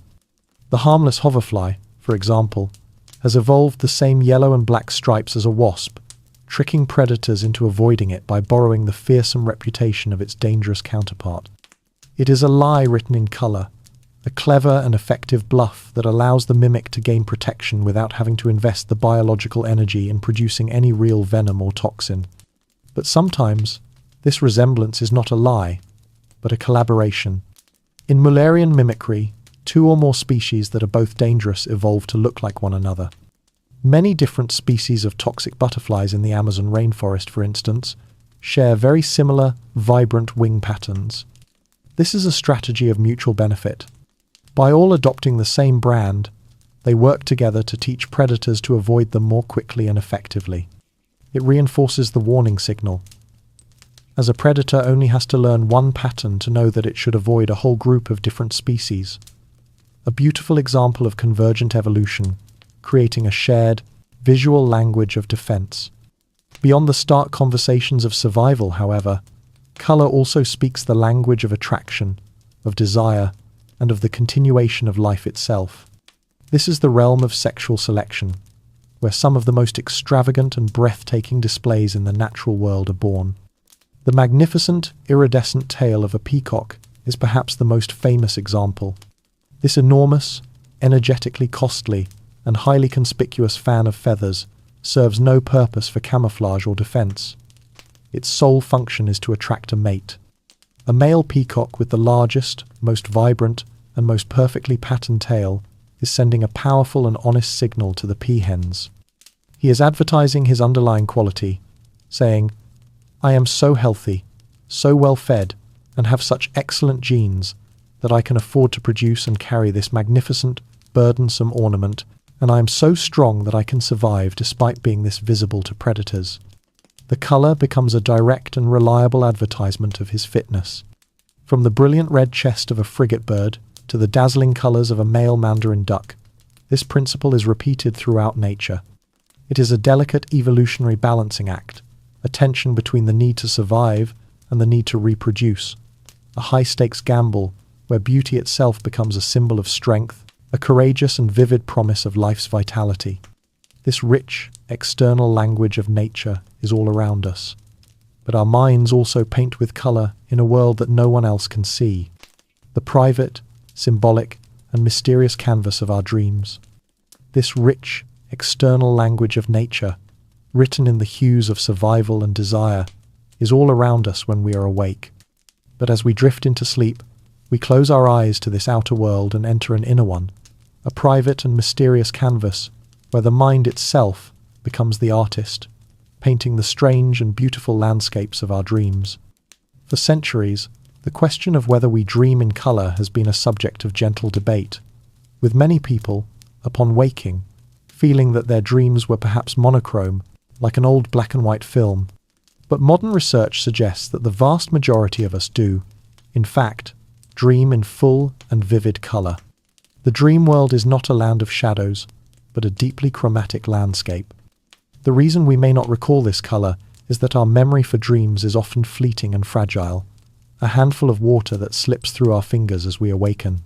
We tend to grasp the emotional core of the dream, the narrative, the feeling it left us with, while the finer sensory details, like the specific hue of a dream-forged sky, are the first to dissolve in the morning light.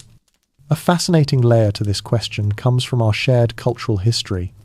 Studies conducted in the mid-20th century found that a significant portion of the population reported dreaming primarily in black and white.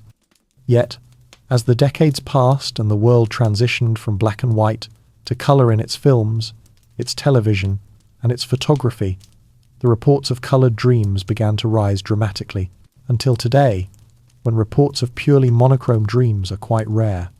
This suggests a beautiful and profound idea, that the aesthetic language of our culture can seep into our subconscious and provide the very palette with which our dreaming mind paints. Our brain, it seems, learns how to film our dreams by observing the visual media of our waking lives. This blurs the line between our most private, internal world and our shared, collective experience, suggesting that the very look and feel of our dreams is, in part, a quiet collaboration with the culture we inhabit. Our subconscious is not an isolated island, but is constantly and silently listening to the stories and images of the world around it, and weaving them into its own nightly productions. Within the dream itself, colour rarely seems to be applied randomly. It often acts as a form of emotional punctuation, a spotlight that the dreaming mind uses to highlight what is most important. The brain, as an efficient storyteller, may render the mundane background details of a dream in muted, unremarkable tones, saving its precious cognitive energy for what truly matters in the narrative. But for an object or a person of great emotional significance, the colours may become intensely vivid and saturated. A dream about anxiety might feature a single, blood-red telephone ringing in an otherwise grey room. A dream of peace and resolution might culminate in the sight of a calm, impossibly blue ocean. Colour in the dream world is a language of emotional salience. It is the mind's way of underlining a key symbol, of guiding our sleeping attention toward the feeling at the heart of the story it is telling itself. And so, the colour palette of a dream can be a gentle clue, a hint from our deeper selves about what truly matters within the strange and symbolic theatre of the night. This incredible internal light show is made possible by the remarkable activity of our brain during sleep. In the stage of sleep known as REM, or rapid eye movement, which is when our most vivid and narrative dreams occur, our brain is in a state of high alert, with some areas being even more active than when we are awake. The brain stem sends signals that paralyze our muscles, keeping us safe from acting out our dreams. But it also sends signals up to the cortex, the higher regions of the brain. The visual cortex, the very same part of the brain that processes the light and colour from our eyes when we are awake, becomes intensely active, constructing the images we see from memory, from emotion, and from the chaotic firing of neurons.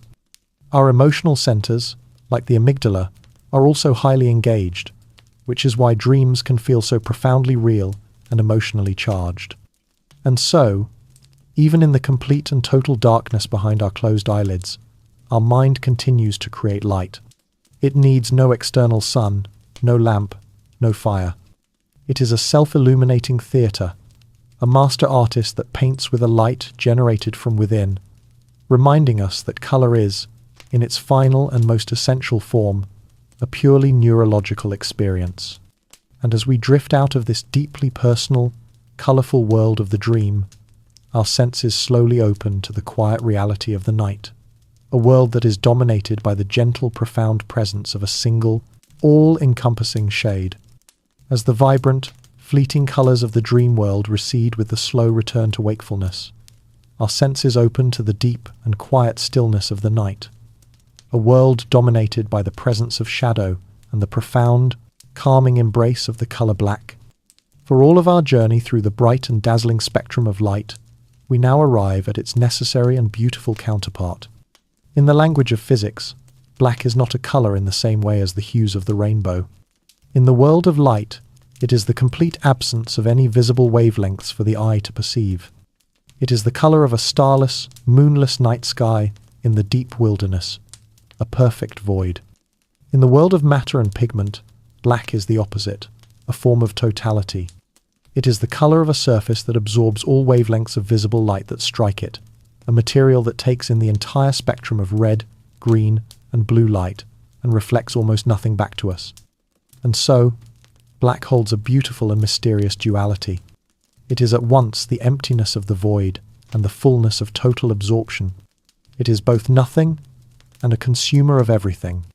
It is this unique power that makes black the perfect canvas, the silent, dark backdrop against which every single star, every candle flame, and every colour can finally be seen in its truest and most brilliant form. Humanity's quest to create the perfect black, a material that embodies this ideal of total absorption, has recently led to the creation of substances of an almost unsettling blackness. Materials like Vantablack are not paints, but are forests of microscopic, vertical carbon nanotubes.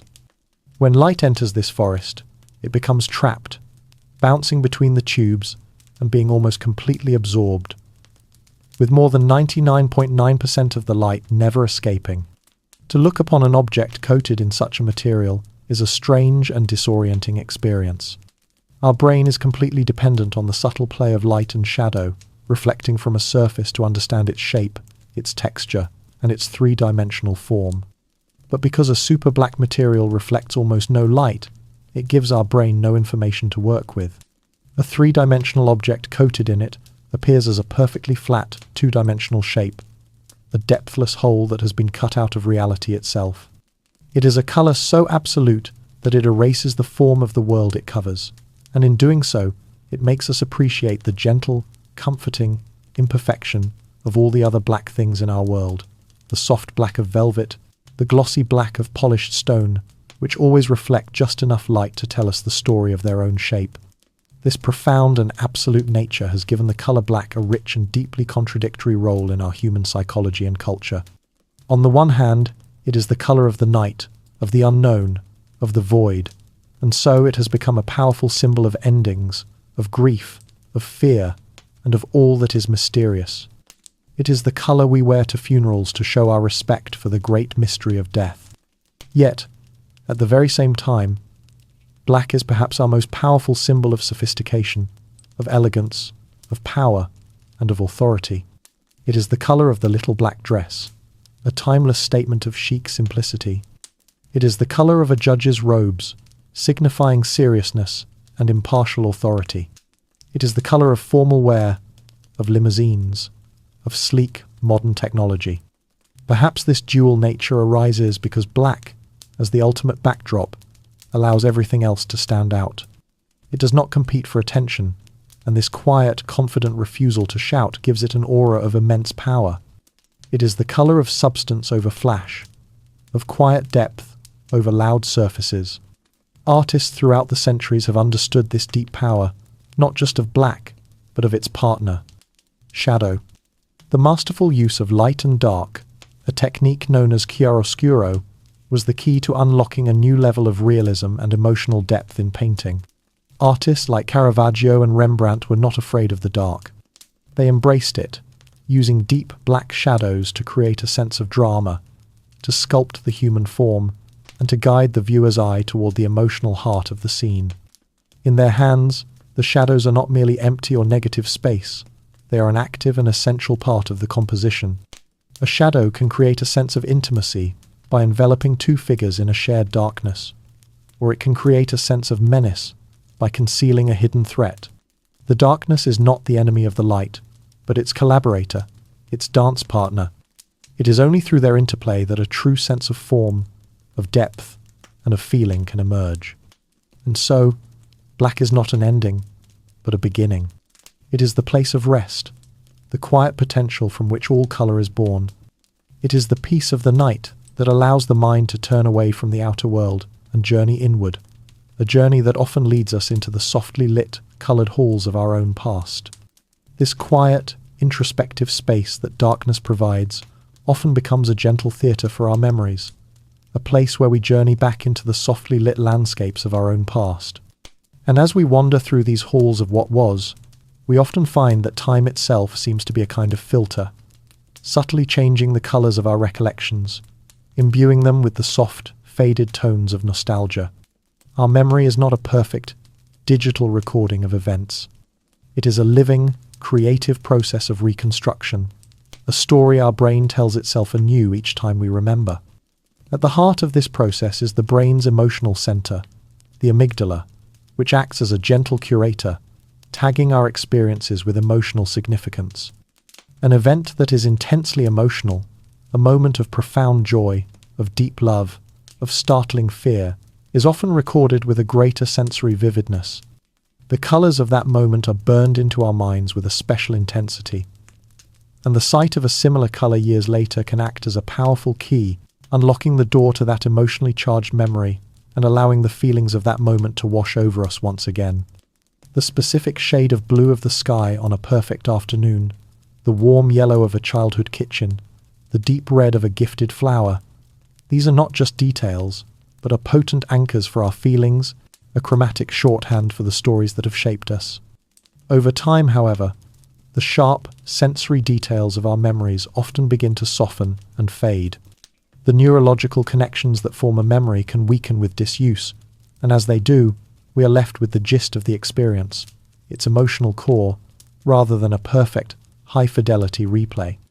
This is perhaps why we so often associate the distant past with a faded or sepia-toned quality. A sepia photograph, with its warm, monochromatic range of browns, is not an absence of information, but a simplification of it. It unifies the entire scene with a single, gentle, and cohesive emotional tone, one that feels historical, calm, and tinged with a sweet, melancholic beauty. Our memory often performs a similar artistic act. It gently bleaches out the complex, sometimes chaotic, and even jarring colours of the original lived experience, and repaints the recollection in the unified, softer palette of a single feeling. The memory becomes less about the precise, physical facts of what happened, and more about the enduring emotional truth of how it felt to be there. This feeling is powerfully reinforced by our shared cultural artifacts. For a significant portion of our recent history, the past was recorded without its colour. Our collective visual library of the world, before the mid-20th century, the cherished photographs of our ancestors, the newsreels of historic events, the classic films that shaped our cultural imagination, is a world rendered almost entirely in black and white and sepia. Our brains have therefore learned to associate this monochromatic aesthetic with the very concept of the past. This cultural learning subtly seeps into our personal recollections, tinting our own imaginative reconstructions of times gone by. We might find ourselves imagining our grandparents' youth in black and white, not because it was, but because every visual document we have from that era tells us it was. It is a gentle and fascinating confusion between our personal, biological memory and our shared, technological one, a quiet reminder that the way we remember our own lives is always in conversation with the way our culture chooses to remember its own. This deep, learned association between certain colour palettes and the feeling of the past has become a powerful tool in our modern world. Designers and artists can now use colour as a kind of time machine. A filmmaker can apply a specific colour grade to their footage, a grainy, desaturated look for the 1940s, a warm, Kodachrome-inspired glow for the 1960s, or the avocado greens and harvest golds of the 1970s to instantly transport an audience to a specific era, triggering a whole constellation of memories, feelings, and nostalgic associations without a single word being spoken. Brands use vintage filters and faded colour schemes in their advertising to evoke a sense of authenticity, comfort, and the perceived simplicity of a bygone age. This is a testament to how profoundly colour and time are intertwined within our consciousness. The colours of our memories are therefore a beautiful and complex blend of genuine sensory data from a lived moment, the gentle, simplifying artistry of our own minds over time, and the powerful aesthetic language of our shared culture. Our past is not a fixed photograph, but an ever-changing painting, and its colours are a story of both what we saw and what we have since come to feel. The colours of our own past are a deeply personal gallery, each hue holding a meaning unique to our own story. Yet, as we step back from this personal canvas, we find that we are all part of a much larger exhibition, a shared human experience where some colours seem to speak a universal language, while others are translated differently by every culture. There appears to be a deep, underlying structure to our collective perception of colour, a structure that has even shaped the very words we use to describe it. Linguistic research has shown that languages across the globe seem to develop their basic terms for colour in a remarkably consistent and predictable order. According to the Berlin K-theory, if a language has only two colour words, they will be for dark and light, or black and white. If it develops a third, that third term will always be for red. The fourth and fifth terms will be for green and yellow, in either order, followed by blue, and then brown, and so on. This suggests that there is something fundamental and universal about the way our human brains process the visual world, a hierarchy of perception that is wired into our biology. Red, the colour of blood and of fire, two elements of primal, life or death importance to our early ancestors, is so perceptually salient that it is one of the very first colours that every culture, in its own time and in its own way, feels the deep linguistic need to name. Flowing from this shared perceptual wiring are a number of symbolic associations that seem to be remarkably consistent across the vast diversity of human cultures. Red is almost universally linked to powerful, high arousal emotions. It is the colour of passion, of love, of vitality, but also of anger, of aggression, and of danger. Green, the color of the living landscape, is widely associated with nature, with life, with fertility, and with peace. Blue, the color of the sky and the deep sea, two of the most vast and constant presences in our environment, is often connected to feelings of calm, of stability, of openness, but also to sadness and melancholy. These universal symbols are not arbitrary. They are metaphors drawn from the fundamental, shared realities of our planet and our bodies. They are the source code of our color psychology, a common language written by the world that we all evolved within, a deep and ancient grammar of feeling that transcends cultural boundaries. But upon this universal foundation, each culture has built its own rich and unique symbolic house. While some color meanings are shared, many others are specific, local, and shaped by history, by myth, and by tradition. The most powerful example of this divergence is the color white. In most Western cultures, influenced by a long history of religious and social traditions, white is the ultimate symbol of purity, of innocence, of new beginnings, and of peace. It is the color of a wedding dress, of a baptismal gown, of a truce flag. Yet, in many cultures across Asia and parts of Africa, white is the traditional color of mourning. It is associated with death, with ghosts, and with the afterlife, and is the color worn to funerals to show respect for the departed. The very same color that signifies the joyful beginning of a marriage in one part of the world signifies the somber end of a life in another. It is a profound and gentle lesson that the meanings we attach to color are not absolute truths, but are learned conventions, a silent agreement we make with the people around us. It fosters a sense of wonder and humility, a quiet understanding that our own obvious interpretations of the world are just one of many valid ways of seeing.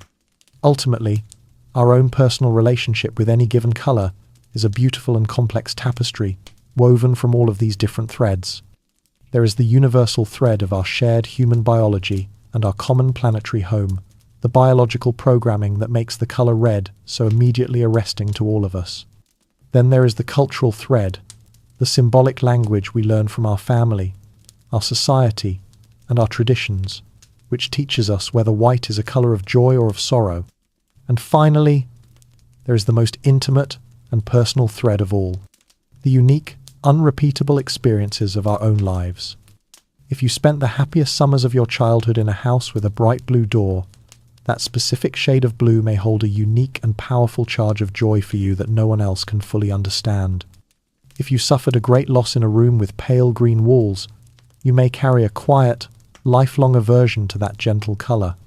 Our final emotional response to any color is therefore not a simple reaction, but a deep and layered experience, a conversation between our instincts, our culture, and our own personal story. And this leads us to the final, central question of our journey. What is the nature of this mysterious marriage between an external wavelength of light and our deepest, most internal feelings? This mysterious marriage between a wavelength of light and a human feeling, this deep and seemingly innate connection that allows us to feel blue or see red, is perhaps the most profound aspect of our entire journey. It is the final destination, the place where the physics of the universe and the poetry of the human heart finally become one and the same.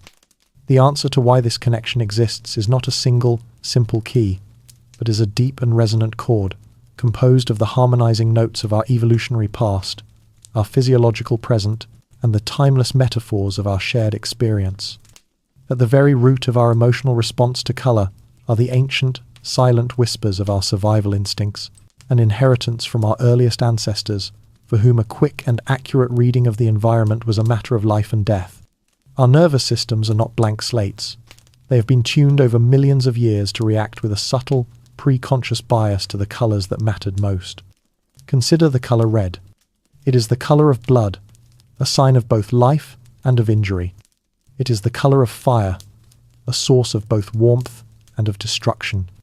It is the color of ripe fruit against a backdrop of green leaves, a powerful signal of nourishment and energy. Red, in the natural world, is almost always a signal of urgency, of a critical event that demands our immediate attention. And so, we evolved a nervous system that is uniquely arrested by the color red, a color that raises our alertness and quickens our pulse ever so slightly. The expression, seeing red to describe a state of anger, is not just a random metaphor. It is the linguistic echo of an ancient, hardwired neurological alert system. In the same way, the deep sense of peace and tranquility we often feel when surrounded by the color green is the echo of our ancestors, finding a lush, fertile valley, a place that signaled an abundance of water, of food, of shelter, and of safety. Green was the color of life, the color of promise, the color of a world that would provide. And the color blue, the boundless expanse of the clear daytime sky and the deep calming presence of a large body of water, became a symbol of constancy, of stability, and of the reliable world in which our lives unfolded.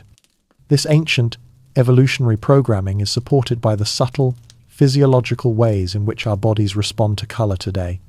While the effects are gentle, studies have consistently shown that exposure to different colors can create small, measurable changes in our physical state. Rooms painted in warm, long wavelength colors, like red and orange, have been shown to slightly elevate the heart rate, the blood pressure, and the rate of respiration, creating a physiological state of mild arousal and stimulation. Conversely, exposure to cool, short wavelength colors like blue and green can have the opposite effect, gently lowering these same metrics and inducing a state of calm and relaxation. This provides a tangible, physical bridge between the external world of light and our internal world of feeling. The color is not just suggesting a mood to our conscious mind, it is whispering directly to our autonomic nervous system, gently nudging our bodies along the spectrum from arousal to repose. We instinctively recognize this reality in the way we talk about and categorize colors, dividing them into the warm family of reds, oranges, and yellows, and the cool family of blues, greens, and violets. This is not an arbitrary division. It is a direct map of our environmental experience. The warm colors feel active, advancing, and intimate, because they are the colors of the primary sources of heat and energy in our world, the sun and the fire. The cool colors feel passive, receding, and spacious, because they are the colors of the great, calming backdrops of our world. The sky, the water, the distant, hazy mountains. Our entire emotional geography of color is a direct reflection of our physical geography. This deep and intuitive belief in the power of color to influence our well-being is so ancient and so ingrained in our psyche that it has given rise to entire systems of healing, like chromotherapy, which seeks to restore balance to the body and mind through exposure to specific hues. While its clinical efficacy remains a subject of scientific debate, its enduring presence across so many cultures is a powerful testament to our unshakable, deeply human intuition that the link between color and emotion is real and profound. And so, we find that this connection is not a single, simple wire, but a thick, powerful cable, braided together from the strands of our evolutionary past, our physiological responses, and our oldest, most resonant metaphors, wiring us, at the most fundamental level, to feel the world's light. And so we find ourselves at the end of our journey, having followed a single photon from the heart of a distant star, through the vastness of space, into the living jewel of the eye, and along the intricate pathways of the mind, to discover that we are not just observers of color, but are participants in its very creation. This leads us to a final, peaceful contemplation. What, then, is color? We have learned that it is a specific wavelength of electromagnetic radiation, a property of physics. We have learned that it is the result of cone cells in our retina, firing in a specific ratio, a property of biology. We have learned that it is a quality of a surface that absorbs some wavelengths and reflects others, a property of chemistry. We have learned that it is a construct of our brain, compensating for light and context, a property of psychology. But none of these explanations, for all their truth and beauty, can fully capture the simple, undeniable, and ineffable experience of seeing the color red. This raw, subjective feeling, the redness of red, the blueness of blue, is what philosophers call qualia. It is the part of consciousness that science can describe from the outside, but can never fully inhabit. It is the beautiful and sacred mystery of our own subjective experience, the final, private destination, where all the physics, biology, and chemistry of the universe is translated into a personal feeling. There is a concept in the strange world of quantum physics known as the observer effect, which notes that the very act of measuring a system can change its state. We can borrow this idea as a gentle and beautiful metaphor for the nature of color. The universe, on its own, is filled with an infinite spectrum of colorless electromagnetic radiation, waves of pure potential, vibrating at different frequencies.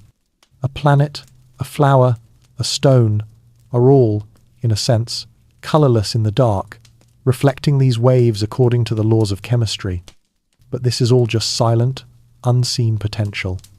It is only when an observer arrives, a being with an eye to receive the light and a mind to interpret it, that this potential is finally realized, and the universe blossoms into color. The sky is not truly blue until a conscious creature is there to perceive it as such. The rose is not truly red until its reflected light finds a home in a mind that can create the feeling of red.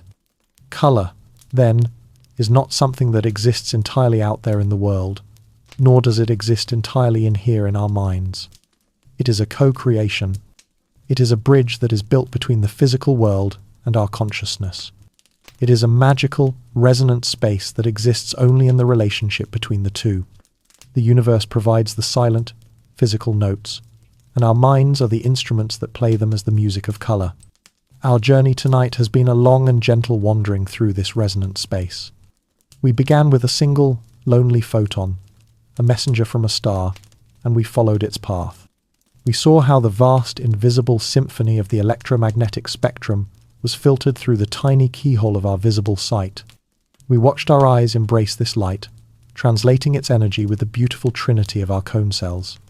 We explored a world of pigments and molecules, each one singing a quiet, subtractive song of color. We saw how the very air itself could scatter light to paint the sky, and how the microscopic architecture of a butterfly's wing could conjure a color from pure form. We descended into the earth to find colors born of ancient pressure and perfect flaws, and we rose to the stars to find colors born of incandescent heat. We learned to read the autobiographies of galaxies in their light, and then we returned to the enchanted loom of our own mind, the place where this objective light is woven into the subjective, emotional, and deeply personal tapestry of our reality. All of these stories, from all of these different realms of science, are not separate tales. They are chapters in a single, grand, and interconnected story. The story of how the universe comes to know its own beauty through us. Our mind is an unfolding canvas, and the light of the cosmos is its paint. And with this peaceful thought, our journey for tonight comes to a gentle close. Thank you for sharing this quiet time with me, for drifting through these wonders together. I hope this story has brought you a sense of peace, of connection, and of awe for the beautiful, colorful world we are all a part of. If you have a favorite color and a special feeling or memory attached to it, I would be honored if you would share it in the comments below. Your thoughts and experiences enrich this space for everyone. And if you have found comfort here, please consider liking this video and subscribing to the channel for more peaceful journeys into the heart of science. For now, though, there is nothing left to do but rest. Let your mind be still. May your sleep be deep and untroubled, and may your dreams be filled with the most beautiful colors. Good night.